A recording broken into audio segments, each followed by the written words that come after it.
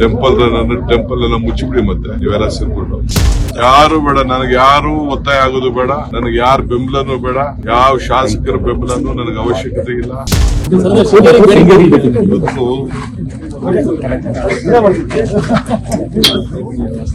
ಇದು ಬಹಳ ಪವಿತ್ರವಾದಂತ ದಿನ.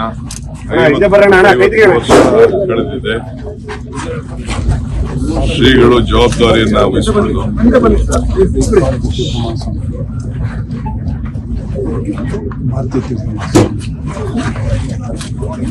ಶ್ರೀಗಳು ಭಾರತೀಯ ತೀರ್ಥ ಮಹಾಸ್ವಾಮಿಗಳು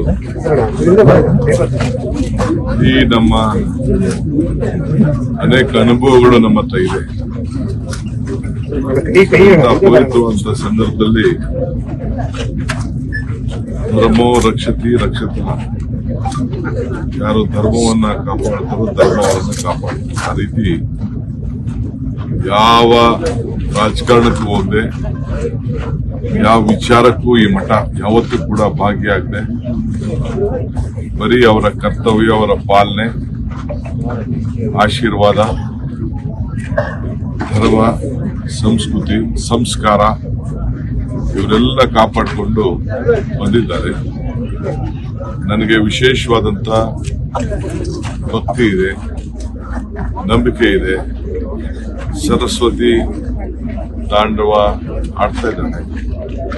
ಸೊ ಅದಕ್ಕೆ ರಾಜೀವ್ ಗಾಂಧಿ ಅವರು ಅವತ್ತಿನ ಕಾಲದಲ್ಲಿ ಇಲ್ಲಿ ಒಂದು ಸಂಸ್ಕೃತಿ ವಿದ್ಯಾಪೀಠ ಮಾಡಬೇಕು ಅಂತ ಹೇಳಿ ಸಂಸ್ಕೃತದ ವಿದ್ಯಾಪೀಠವನ್ನ ಯೂನಿವರ್ಸಿಟಿನ ಮಾಡಲಿಕ್ಕೆ ಅವತ್ತು ಆಶೀರ್ವಾದವನ್ನ, ಸಹಕಾರವನ್ನ ಪಡೆದು ಇಲ್ಲಿ ಒಂದು ಅವರ ಸಾಕ್ಷಿ ಗುಡ್ಡೆಯನ್ನು ಬಿಟ್ಟು ಹೋಗಿದ್ದಾರೆ.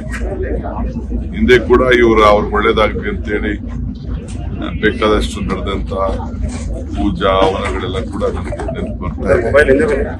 ಅದಕ್ಕೆ ನಾವೆಲ್ಲ ಇಲ್ಲಿ ಪಾಲ್ಗೊಳ್ಬೇಕು ಅಂತ ಹೇಳಿ ಬೆಂಗಳೂರಿನಲ್ಲೂ ಬಂದು ಬಹಳ ದೊಡ್ಡ ರೀತಿಯಲ್ಲಿ ಎಲ್ಲರಿಗೂ ಕೂಡ ಒಂದು ಪ್ರಯತ್ನವನ್ನ, ಮಕ್ಕಳಿಗೆ ಎಲ್ಲ ಪ್ರತಿ ಮನೆಯಲ್ಲೂ ಕೂಡ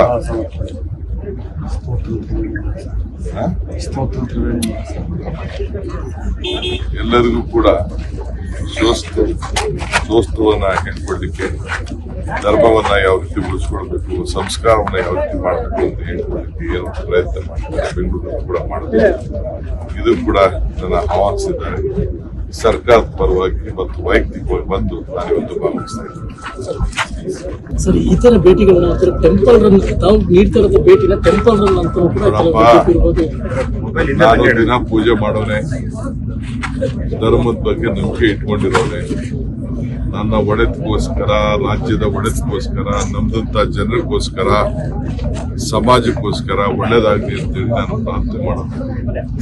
ಟೆಂಪಲ್ ಎಲ್ಲ ಮುಚ್ಚಿಬಿಡಿ. ಮತ್ತೆ ನೀವೆಲ್ಲ ಸೇರ್ಕೊಂಡು ಯಾಕೆ ಧಾರ್ಮಿಕ ದತ್ತಿ ಇಲಾಖೆ ಇದೆ, ಯಾಕೆ ಹಚ್ಚಿಲ್ಲ, ಇದು ಮೈನಾರಿಟಿ ವೆಲ್ಫೇರ್ ಇಂದ ಯಾಕೆ ವಕ್ಫ್ ಬೋರ್ಡ್ ಇದೆ, ಮೈನಾರಿಟಿ ಚರ್ಚಸ್ ಯಾಕಿದೆ, ಅವರವರ ವಿಚಾರ, ಅವರವರ ನಂಬಿಕೆ.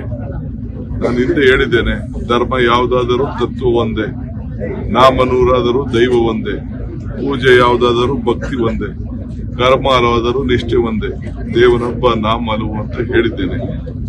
ಅವರವರ ನಂಬಿಕೆ, ಅವರವರ ಆಚಾರ, ಅವರವರ ವಿಚಾರ. ಟೆಂಪಲ್ ರನ್ ಏನಿದೆ ಸರ್, ನೀವು ಶೃಂಗೇರಿ ಭೇಟಿ ಕೊಟ್ಟಾಗಲ್ಲ ನಿಮ್ಗೆ ಹಲವು ರಾಜಕೀಯ ತಿರುವುಗಳಿಗೆ ಕಾರಣ ಆಗಿದೆ. ನನಗೆ ಯಾರು ತಲೆ ಕೆಡಿಸ್ಕೊಳಕ್ ಹೋಗ್ಬೇಡಿ. ಯಾವ ರಾಜಕಾರಣ ತಿರುವು ಅವಶ್ಯಕತೆ ಇಲ್ಲ. ಜನ ಆಶೀರ್ವಾದ ಮಾಡಿದ್ದಾರೆ, ಜನ ನಮ್ಗೊಂದು ಅವಕಾಶ ಕೊಟ್ಟಿದ್ದಾರೆ. 5 ವರ್ಷ ಮುಂದುವರಿಸ್ತೀವಿ. ಎಲ್ಲರ ಮಾತು ಗೌನ. ಪಕ್ಷ ಏನ್ ಹೇಳ್ತದೋ ಆ ರೀತಿ ಕೆಲಸ ಮಾಡ್ಕೊಂಡು ನಾನು ಮುಖ್ಯಮಂತ್ರಿಗಳು ಹೋಗುವಂತ ಕೆಲಸ ನಾವು ಮಾಡ್ಕೊಂಡು ಹೋಗ್ತೀವಿ. ಕೆಲವು ಕಾರ್ಯಕರ್ತರು ಗ್ರಾಮ ಪಂಚಾಯತ್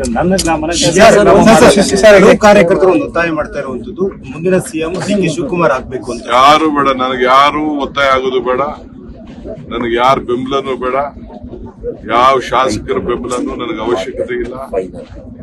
ನಾನು ಉಂಟು, ಕಾಂಗ್ರೆಸ್ ಪಕ್ಷ ಉಂಟು. ಕಾಂಗ್ರೆಸ್ ಪಕ್ಷ ನಾಯಕರು ಏನ್ ಹೇಳ್ತಾರೆ ಆ ರೀತಿ ನಾನು ಕೆಲಸ ಮಾಡ್ಕೊಂಡು ಹೋಗ್ತೀನಿ. ನನಗೆ ಕಾರ್ಯಕರ್ತರು ಕೂಗುದು ಬೇಡ, ಶಾಸಕರು ಕೂಗುದು ಬೇಡ, ನನ್ನ ಬೆಂಬಲಕ್ಕೆ ಯಾರು ನಿಂತ್ಕೊಳ್ಳೋದು ಬೇಡ. ನನ್ನ ಡ್ಯೂಟಿ, ನನ್ನ ಕರ್ತವ್ಯ ಮಾಡ್ತೀನಿ. ಹೈಕಮಾಂಡ್ ಯಾವಾಗ ತೀರ್ಮಾನ ಮಾಡಿ? ಅರ್ಥ ಆಯ್ತಾ? ಹೈಕಮಾಂಡ್ ಯಾವಾಗ ಕರ್ಮಣ್ಣಿ ವಾದಿಕಾರಸ್ತು ಮಾಫಲೇಸು ಕದಾಚನ. ಮಾಡೋ ಪ್ರಯತ್ನ ಎಲ್ಲ ಭಗವಂತನ ಮಾಡೋಣ, ಫಲ ಭಗವಂತ ಕೊಡ್ತಾರೆ. ಸರ್, ಹೈಕಮಾಂಡ್ ಯಾವಾಗ ತೀರ್ಮಾನ ಕೊಡುತ್ತೆ? If you like this video ಬೇಗ ಲೈಕ್ ಮಾಡಿ, ಕಾಮೆಂಟ್ ಮಾಡಿ, ಶೇರ್ ಮಾಡಿ ಹಾಗೂ ಯೋಯೋ ಟಿವಿ ಕನ್ನಡವನ್ನು ಸಬ್ಸ್ಕ್ರೈಬ್ ಮಾಡಿ.